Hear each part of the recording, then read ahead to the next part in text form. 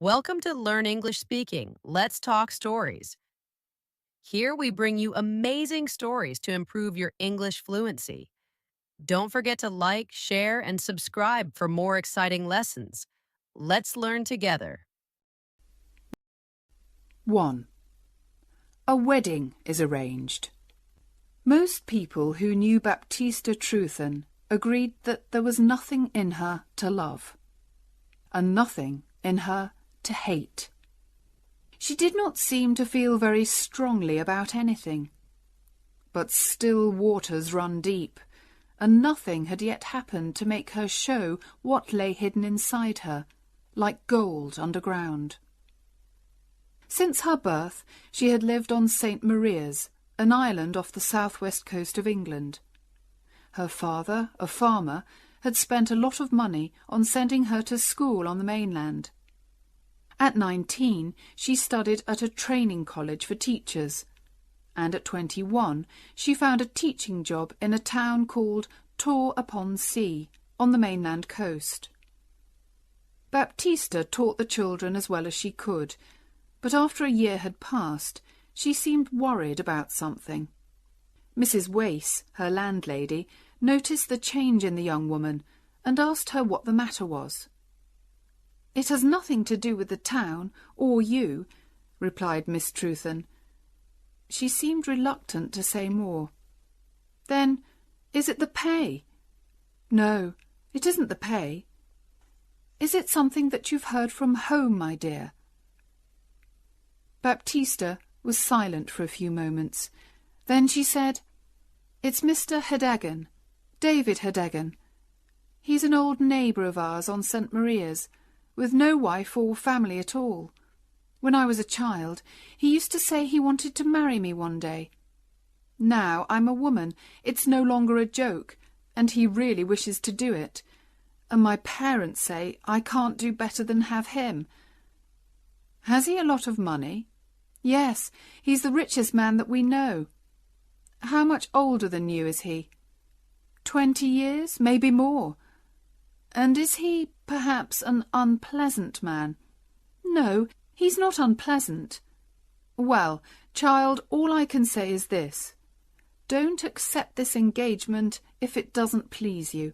You're comfortable here in my house, I hope, and I like having you here." "Thank you, Mrs. Wace. You're very kind to me. But here comes my difficulty. I don't like teaching." "Ah, you're surprised. That's because I've hidden it from everyone." "Well, I really hate school. The children are awful little things who make trouble all day long. But even they are not as bad as the inspector. For the 3 months before his visit, I woke up several times every night, worrying about it. It's so difficult knowing what to teach and what to leave untaught. I think Father and Mother are right. They say I'll never be a good teacher if I don't like the work, so I should marry Mr. Hedegan, and then I won't need to work. I don't know what to do, Mrs. Wace. I like him better than teaching, but I don't like him enough to marry him." These conversations were continued from day to day, until at last the landlady decided to agree with Baptista's parents. "Life will be much easier for you, my dear," she told her young friend, "if you marry this rich neighbour." In April, Baptista went home to St. Maria's for a short holiday, and when she returned, she seemed calmer. "I have agreed to have him as my husband, so that's the end of it," she told Mrs. Wace. In the next few months, letters passed between Baptista and Mr. Hedegan, but the girl preferred not to discuss her engagement with Mrs. Wace. Later, she told her that she was leaving her job at the end of July, and the wedding was arranged for the first Wednesday in August. 2. A chance meeting. When the end of July arrived, Baptista was in no hurry to return home to the island. She was not planning to buy any special clothes for the wedding, and her parents were making all the other arrangements, so she did not leave Tor-upon-Sea until the Saturday before her wedding. She travelled by train to the town of Pen Zephyr, but when she arrived, She found that the boat to St. Maria's had left early, and there was no other boat until Tuesday. "I'll have to stay here until then," she thought. "It's too far to go back to Mrs. Wace's." She did not seem to mind this. In fact, she was almost happy to wait another 3 nights before seeing her future husband. She found a room in a small hotel, took her luggage there, then went out for a walk round the town. "Baptista! Yes, Baptista it is!" The words came from behind her. Turning round, she gave a jump and stared. "Oh, is it really you, Charles?" she said. With a half smile, the newcomer looked her up and down. He appeared almost angry with her, but he said nothing. "I'm going home," she continued, "but I've missed the boat." He did not seem interested in this news. "Still teaching?" he said. "What a fine teacher you make, Baptista, I'm sure." She knew that was not his real meaning. "I know I'm not very good at teaching," she replied. "That's why I've stopped." "Oh, you've stopped? You surprise me. I hate teaching." "Perhaps that's because I'm a teacher." "Oh, no, it isn't. It's because I'm starting a new life. Next week I'm going to marry Mr. David Hedegan." At this unexpected reply, the young man took a step back. "Who is Mr. David Hedegan?" he said, trying to sound bored. "He owns a number of shops on St. Maria's, and he's my father's neighbour and oldest friend." "So, no longer a school teacher, just a shopkeeper's wife.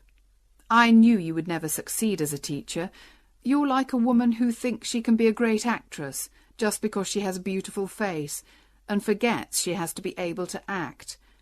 But you found out your mistake early, didn't you?" "Don't be unpleasant to me, Charles," Baptista said sadly. "I'm not being unpleasant. I'm just saying what is true, in a friendly way. Although I do have good reason to be unpleasant to you. What a hurry you've been in, Baptista. I do hate a woman in a hurry." "What do you mean?" "Well, in a hurry to be somebody's wife. Any husband is better than no husband for you, it seems. You couldn't wait for me. Oh, no. Well, thank God that's all in the past for me." "Wait for you? What does that mean, Charlie? You never showed that you felt anything special for me." "Oh, really, Baptista, dear." "What I mean is, there was nothing that I could be sure of. I suppose you liked me a little, but I didn't think you meant to make an honest engagement of it." "That's just it. You girls expect a man to talk about marrying after the first look. But I did mean to get engaged to you, you know." "But you never said so, and a woman can't wait for ever." "Baptista, I promise you that I was planning to ask you to marry me in 6 months' time." She appeared very uncomfortable, and they walked along in silence. Soon he said, "Did you want to marry me then?" And she whispered sadly back, "Yes." As they walked on, away from the town and into the fields, her shoulder and his were close together. He held her arm with a strong hand. This seemed to say, "Now I hold you, and you must do what I want." "How strange that we should meet like this," said the young man. "You and I could be husband and wife going on our honeymoon together, but instead of that, we'll say goodbye in half an hour, perhaps forever. Yes, life is strange." She stopped walking. "I must go back. This is too painful, Charlie. You're not being kind today." "I don't want to hurt you. You know I don't," he answered more gently. "But it makes me angry, what you're going to do. I don't think you should marry him." "I must do it, now that I've agreed." "Why?" he asked, speaking more seriously now. "It's never too late to stop a wedding if you're not happy with it. Now, you could marry me instead of him, although you were in too much of a hurry to wait for me." "Oh, it isn't possible to think of that," she cried, shaking her head. At home, everything will be ready for the wedding. If we marry, it must be at once. This evening, you can come back with me to Trufal, the town where I live. We can get married there on Tuesday, and then no Mr. David Hedegan or anyone else can take you away from me. But I must go home on the Tuesday boat, she said, worriedly. What will they think if I don't arrive? You can go home on that boat just the same. The only difference is that I'll go with you. You'll tell your parents that you've married a young man with a good job, someone that you met at training college. When I meet them, they'll accept that we're married and it can't be changed, and you won't be miserable forever as the wife of an awful old man. Now, honestly, you do like me best, don't you, Baptista? Yes, she whispered. Then we will do what I say. 3. Baptista gets married. That same afternoon, Charles Stowe and Baptista Truthen travelled by train to the town of Trufal. Charles was, surprisingly, very careful of appearances and found a room for Baptista in a different house from where he was staying. On Sunday, they went to church and then walked around the town. On Monday, Charles made the arrangements, and by 9 o'clock on Tuesday morning, they were husband and wife. For the first time in her life, Baptista had gone against her parents' wishes. She went cold with fear when she thought of their first meeting with her new husband. But she felt she had to tell them as soon as possible, and now the most important thing was to get home to St. Maria's. So, in a great hurry, they packed their bags and caught the train to Penzeffer. They arrived 2 hours before the boat left, so, to pass the time, they decided to walk along the cliffs a little way. It was a hot summer day, and Charles wanted to have a swim in the sea. Baptista did not like the idea of sitting alone while he swam. "But I'll only be a quarter of an hour," Charles said, and Baptista passively accepted this. She sat high up on the cliffs and watched him go down a footpath, disappear, appear again, and run across the beach to the sea. She watched him for a moment, then stared out to sea, thinking about her family. They were probably not worried about her because she had sometimes missed the boat before, but they were expecting her to arrive today and to marry David Hedegan tomorrow. "How angry Father will be," she thought miserably, "and Mother will say I've made a terrible mistake. I almost wish I hadn't married Charles in that moment of madness. Oh dear, what have I done?" This made her think of her new husband, and she turned to look for him. He did not appear to be in the sea any more, and she could not see him on the beach. By this time she was frightened, and she climbed down the path as quickly as her shaking legs could manage. On the beach she called 2 men to help her, but they said they could see nothing at all in the water. Soon she found the place where Charles had left his clothes, but by now the sea had carried them away. For a few minutes she stood there without moving. There was only one way to explain this sudden disappearance. Her husband had drowned.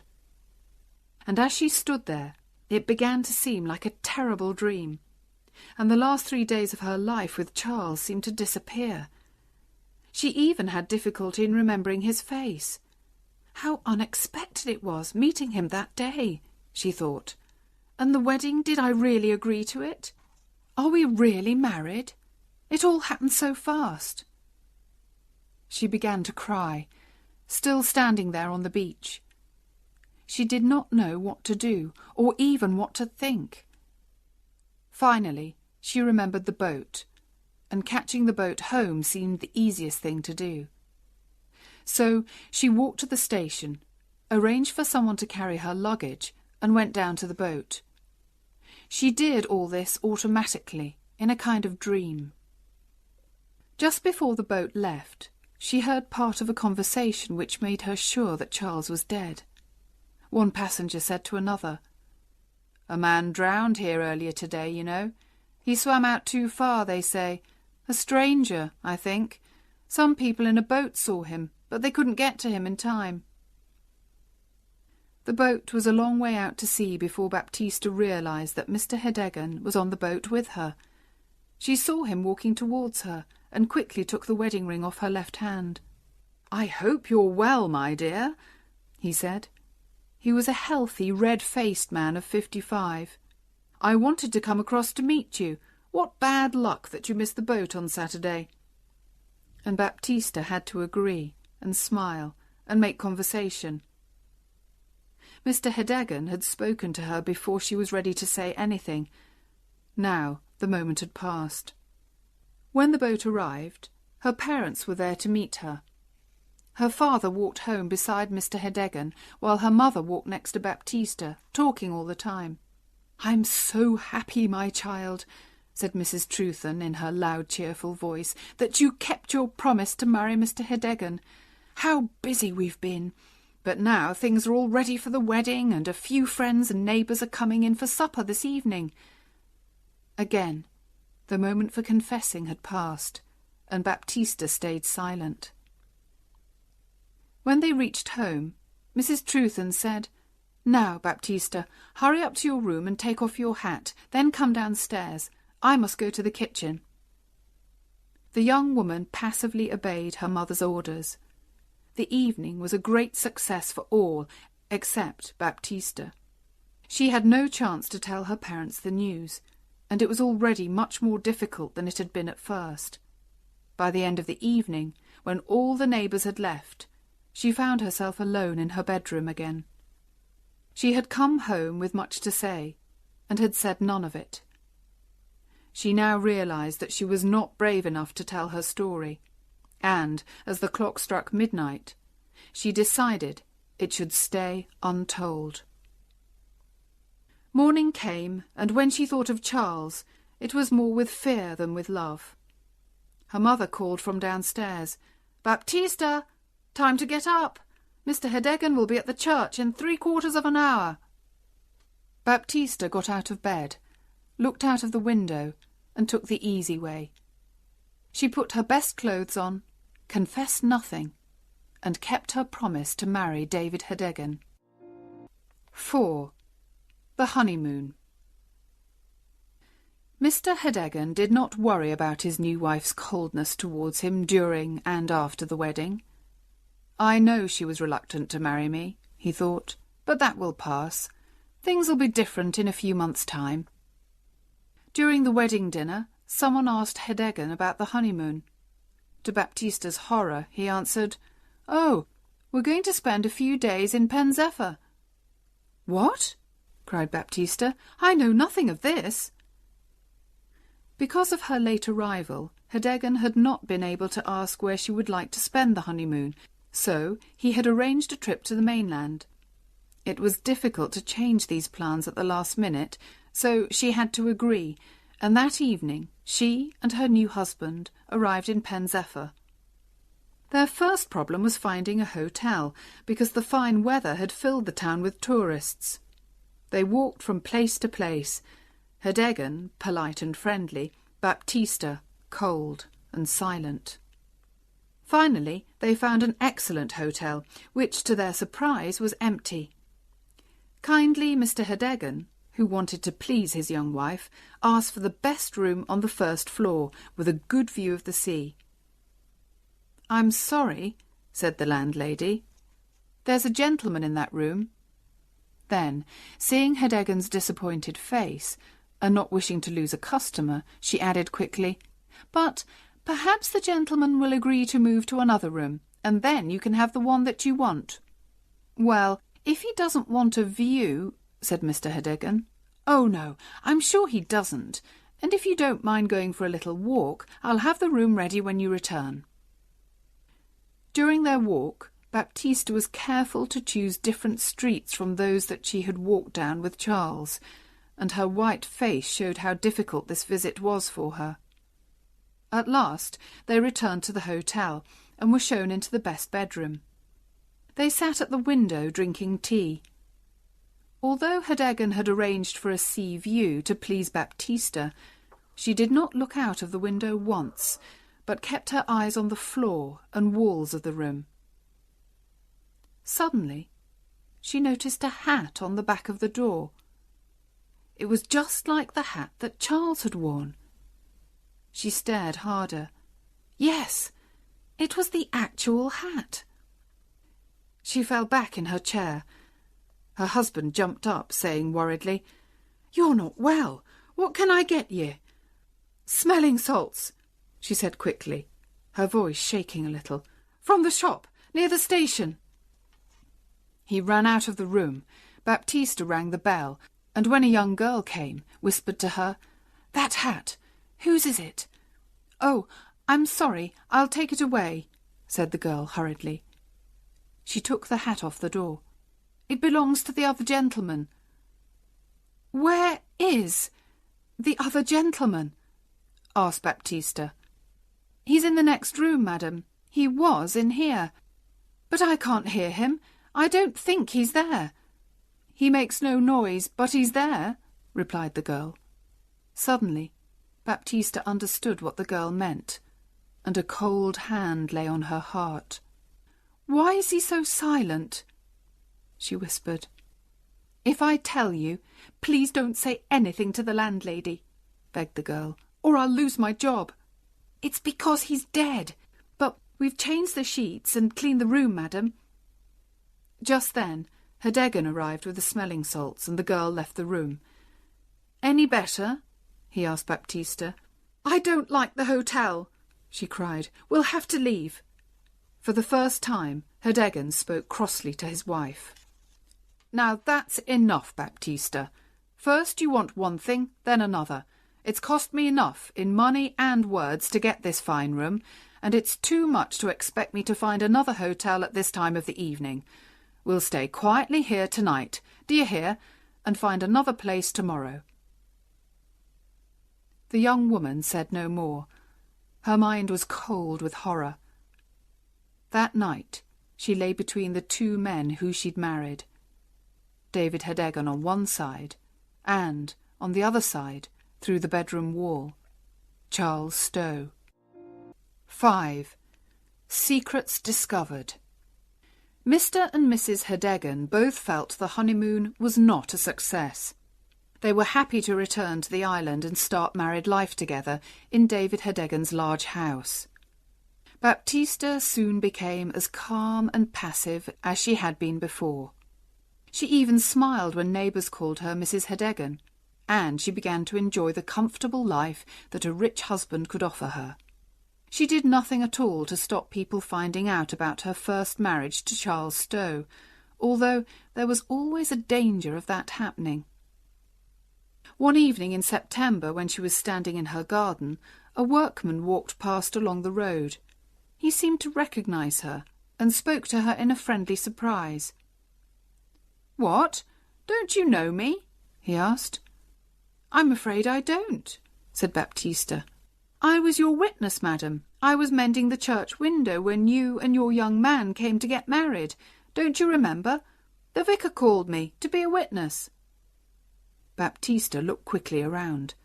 Hedegan was at the other end of the garden, but unluckily, just at that moment, he turned and walked towards the house. "Are you coming in, my dear?" he called out to Baptista. The workman stared at him. "That's not your—" he began. Then he saw Baptista's face and stopped. Baptista was unable to speak, and the workman began to realise that there was a little mystery here. "I've been unlucky since then," he continued, still staring at Baptista's white face. "It's hard finding enough work to buy food for my wife and myself. Perhaps you could help me, because I once helped you." Baptista gave him some money and hoped never to see him again. But he was cleverer than he looked. By asking questions on the island and the mainland, he soon realised that Baptista had married one man on Tuesday and another man on Wednesday. He visited her again 2 days later. "It was a mystery to me, madam," he said, when she opened the door, "but now I understand it all. I want to tell you, madam, that I'm not a man to make trouble between husband and wife, but I'm going to get back to the mainland again, and I need a little more money." If your old man finds out about your first husband, I'm sure he won't like it, will he?" She knew he was right and paid him what he wanted. A week later, the workman sent his wife to ask for more money, and again Baptista paid. But when there was a fourth visit, she refused to pay and shut the door in the man's surprised face. She knew she had to tell her husband everything. She liked him better now than she had done at first, and did not want to lose him. But her secret was no longer safe. She went to find him and said, "David, I have something to tell you." "Yes, my dear?" he said with a sigh. In the last week he had been less cheerful and had seemed worried about something.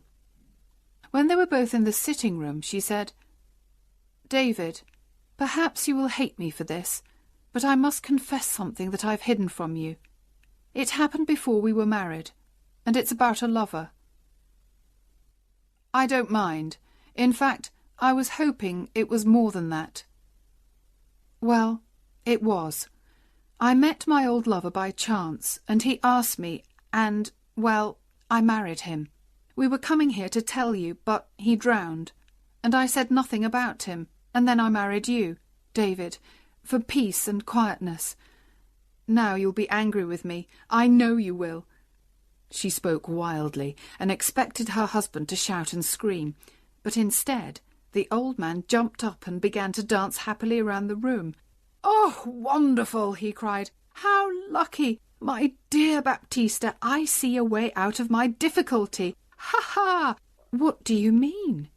she asked, afraid he had gone mad. "Oh, my dear, I've got something to confess too. You see, I was very friendly with a woman in Pen Zephyr for many years. Very friendly, you could say, and in the end I married her just before she died. I kept it secret, but people here are beginning to talk, and I've got 4 big girls to think of." "Oh, David, 4 daughters?" she cried in horror. "That's right, my dear. I'm sorry to say they haven't been to school at all. I'd like to bring them to live here with us, and I thought by marrying a teacher I could get someone to teach them, all for nothing. What do you think, Baptista?" 4 grown girls always around the house, and I hate teaching. It kills me. But I must do it. I can see that. I am punished for that moment of madness. I really am." Here the conversation ended. The next day Baptista had to welcome her husband's daughters into her home. They were not good-looking or intelligent or even well-dressed, and poor Baptista could only look forward to years of hard work with them. She went about sighing miserably, with no hope for the future. But when Hedeggen asked her a month later, "How do you like 'em now?" her answer was unexpected. "Much better than at first," she said. "I may like them very much one day." And so began a more pleasant time for Baptista Hedeggen. She had discovered what kind, gentle girls these unwelcome daughters were. At first she felt sorry for them, then grew to like them, and from liking she grew to love them. In the end they brought her and her husband closer together. And so Baptista and David were able to put the past behind them and find unexpected happiness in their married life. Come. Chapter 5. The Final Adventures. Sancho grumbled and sulked for 3 days as Don Quixote led them through the forest. Their food was almost gone, and the squire had to go to sleep hungry under a damp blanket, worrying about wolves and other predators. Don Quixote was proud of their sufferings, often reminding Sancho that a hard life makes a brave heart. On the 4th day, at sunset, they came across a group of riders. Among them was a lady dressed in green velvet. She sat atop a majestic white stallion and held a falcon on her arm. A huntress? Gasped Don Quixote. Perhaps even a princess. She'll certainly want to be introduced to me. She probably just wants us to mind our own business, Sancho replied with a grin. Ignoring his squire, the knight commanded him.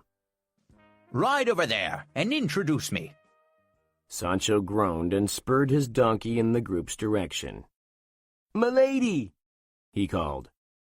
"My master, the Knight of the Lions, formerly known as the Knight of the Long Face, wishes to—" Wait, interrupted the lady. did you say the Knight of the Long Face? "Yes, and I'm his squire, Sancho," Panza? interrupted the lady again with a smile. "Yes," gulped Sancho. "Do you know about us?" Of course! she replied. I've read the book of your adventures. It's my husband's and my favorite book. "Shall I bring him over then?" asked Sancho. You must do more than that. Said the lady. You and your master must come to our nearby castle as distinguished guests of my husband the Duke. The Duchess giggled when Sancho accepted her invitation. In truth, she and her husband thought the book Don Quixote was the finest comedy ever written. She and her husband were great jokers, and she figured they would be able to have some fun with the crazy knight and his dim-witted sidekick. The group with Don Quixote and Sancho soon crossed a drawbridge and found themselves inside a vast, opulent castle. 2 trumpeters sounded the knight's arrival, and a group of maidens surrounded them, fanning jars of perfume. That night, the knight and his squire ate the best meal of their lives while chatting with their hosts. The Duke and Duchess listened with great interest about all of their recent adventures. But their greatest interest was in hearing news of Dulcinea. When they asked about Dulcinea, the knight replied sadly, My beautiful lady has been transformed into a vulgar donkey-riding trollop by an evil wizard. How terrible! gasped the Duchess, barely able to contain her laughter. The next day, the Duke and Duchess convinced Don Quixote to accompany them on a wild boar hunt in the forest. But they had made secret plans to play a big joke on the knight and his squire. While they were hunting, there was a sudden noise coming through the trees. My men must have found a boar. It's coming toward us. Beware its tusks, said the Duchess. But when the trees parted, there was no wild boar. Rather, a black stallion came prancing and kicking before them. On its back rode a man covered in twigs, leaves, and ivy. I am the forest sprite. The strange figure wearing a green mask with horns on top of his head shouted. The demons of the forest have sent me with a message for the knight-errant Don Quixote de la Mancha. I am Don Quixote, replied the knight. To free your lady from their spell. The sprite continued. You must do 2 things. First of all, your squire must lash himself. How many times? Screamed Sancho. 3,300 times. Sancho gasped in disbelief. But first, you must ride a flying horse through the air and over the mountains. This horse waits for you at the Duke's castle. If you are brave enough to perform these 2 tasks, your beloved Dulcinea will be set free, said the forest sprite. Then the creature turned and rode away. It's a miracle, cried the Duchess. We must return to the castle at once. Yes, but first, Sancho, fetch me a whip, shouted Don Quixote. You can begin lashing yourself while we ride. The terrified squire had already ridden away from the knight's grasp. Back at the castle, the servants were rushing around, shouting alarm from the towers. There was a giant wooden horse in the middle of the courtyard. The servants told the Duke it had suddenly and mysteriously dropped from the sky. Meanwhile, Don Quixote and Sancho were arguing about the lashes the squire must suffer to free Dulcinea. I won't do it, cried the squire. "For the sake of my lady, I beg you," sobbed the knight. The Duchess approached them. "You two must cease your squabbling," she said, leading them into the courtyard. She was enjoying every moment of this grand practical joke she had planned with her husband. Don Quixote stared up at the wooden horse in amazement. "What a creature! It must be 20 feet tall." Sancho's knees knocked together in fear. There was a rope ladder on the side, which they climbed up.